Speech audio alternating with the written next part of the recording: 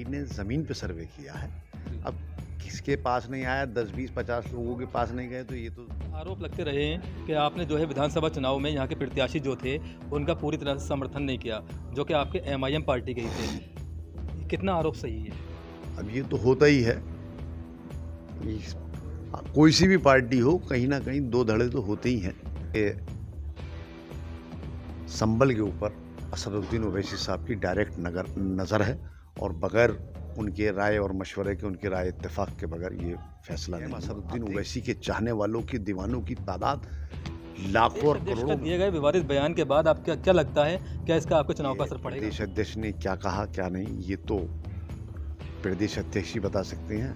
नमस्कार, आदाब। निष्पक्ष अमन उजाला देख रहे हैं आप और मैं हूं शावेज खान। इस वक्त हम मौजूद हैं संभल के चौरीसराय में और साथ में बात करने के लिए मौजूद हैं चौधरी मुशीर साहब। उनसे बात करेंगे प्रत्याशी बनने के बाद में जो इस वक्त चर्चे संभल में आम हो रहे हैं। लगता है कि एआईएम पार्टी जो है दो खेमों में बट्टी नजर आ रही है। चौधरी मुशीर का खेमा है, दूसरा शहजाद खां का।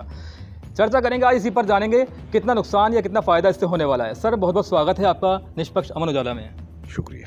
तो मेरा पहला सवाल यही है आपसे कि जिस तरह से दो खेमों में पार्टी बढ़ रही है, क्या हाईकमान पार्टी ने जो आपको प्रत्याशी बनाया है, इससे पहले कोई मीटिंग नहीं ली गई थी?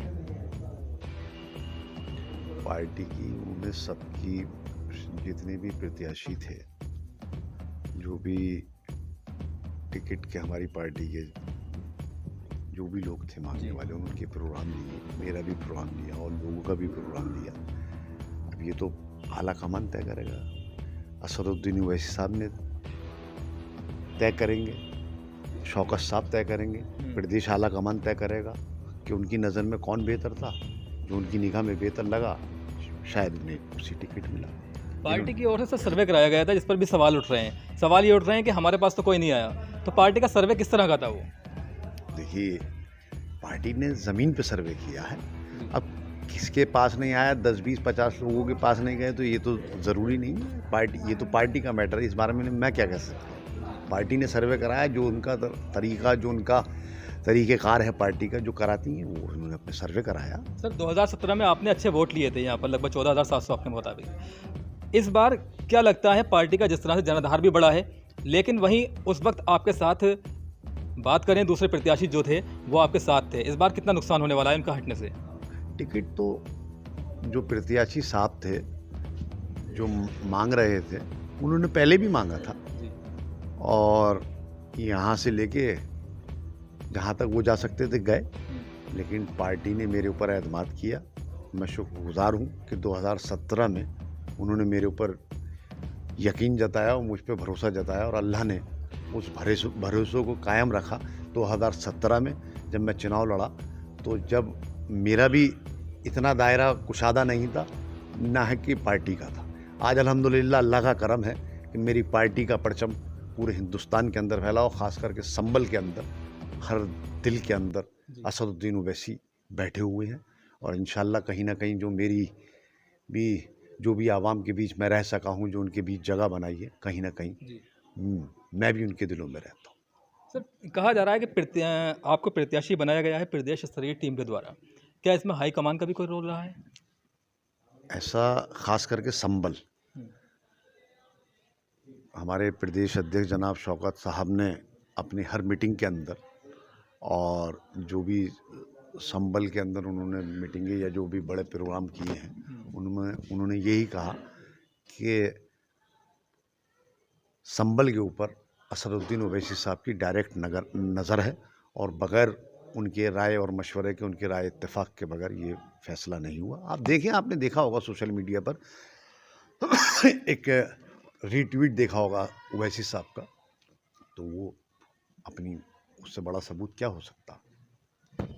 तुलना करें अगर 2017 के और 2022 के चुनाव की आपकी, तो उस वक्त जो हालात थे आपको किस तरह डिफरेंट लगते हैं इस वक्त? क्या लगता है कि इस बार जो पब्लिक का रुझान है बदलेगा, आपकी तरफ को आएगा? इंशाल्लाह पब्लिक का रुझान,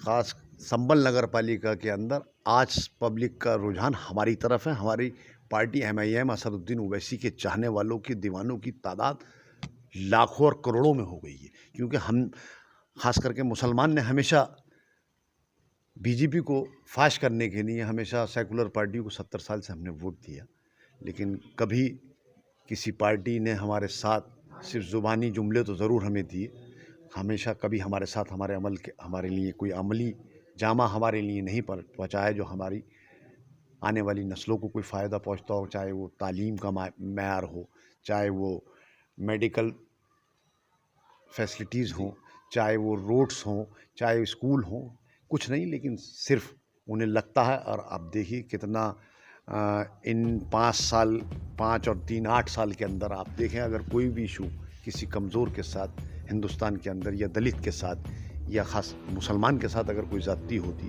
जो सेकुलर पार्टी हमसे 70 साल से वोट लेती हैं, उन्होंने कभी कोई आवाज़ हमारी बुलंद करने की कोशिश नहीं करते। सिर्फ एक ही शख्स है हिंदुस्तान के अंदर, बैरिस्टर असदुद्दीन ओवैसी साहब, जो पार्लियामेंट से लेकर हिंदुस्तान की गलियों तक हर कमज़ोर, हर मज़लूम, हर मुसलमान की आवाज़ को बुलंद करते हैं। ये वजह है कि उन्होंने दिलों में जगह बना रखी। प्रदेश अध्यक्ष का दिए गए विवादित बयान के बाद आपको क्या लगता है, क्या इसका आपके चुनाव पर असर पड़ेगा? देखिए, मैं इतना बड़ा नहीं हूँ, पार्टी का एक छोटा सा कार्यकर्ता हूँ, और ये प्रदेश अध्यक्ष ने क्या कहा क्या नहीं, ये तो प्रदेश अध्यक्ष ही बता सकते हैं, जो कहा भी। पार्टी जो है वो एक ही धर्म विशेष में विश्वास रखती है, सबको साथ लेकर चलने में। नहीं, वो तो मीडिया ने तोड़ मरोड़ कर उन्होंने एक चीज़ दिखाई, उन्होंने हिस्ट्री का जिक्र किया। अब इसमें मैं ज़्यादा नहीं घुसना चाहूँगा, और मेरे चुनाव पे कोई फर्क। आपके ऊपर आरोप लगते रहे हैं कि आपने जो है विधानसभा चुनाव में यहाँ के प्रत्याशी जो थे उनका पूरी तरह से समर्थन नहीं किया, जो कि आपके MIM पार्टी के ही थे। कितना आरोप सही है? ये बेबुनियाद है, ये गलत है। अब ये तो होता ही है, कोई सी भी पार्टी हो, कहीं ना कहीं दो धड़े तो होते ही हैं, और हर इंसान को मुतमईन नहीं कर सकता। मैं ये चाहूँ कि मैं सबको मुतमईन करूँ तो मैं मुतमईन नहीं कर सकता। हो सकता उन्हें मैं मुतमईन नहीं कर पाया, लेकिन जब उन्होंने मुझे बुलाया, जब पार्टी के प्रोग्राम हुए, मैं हर प्रोग्राम में गया। आखिर में मेरी ड्यूटी प्रदेश अध्यक्ष साहब ने असमूली लगा दी, तो मैं वहाँ पर, उन्होंने कहा कि हमारे जो शकील एडवोकेट साहब हैं, फर्स्ट टाइम हम असमूली विधानसभा लड़ रहे हैं, लिहाजा यहाँ पर पूरी टीम है।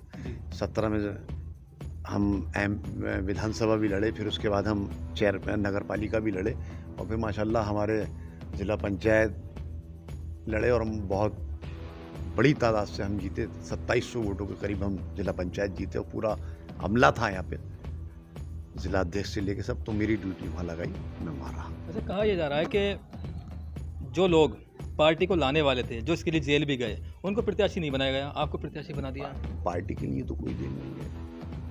अरे भाई, ये जेल तो, ये क्या मतलब है? पार्टी के लिए कौन जेल गया?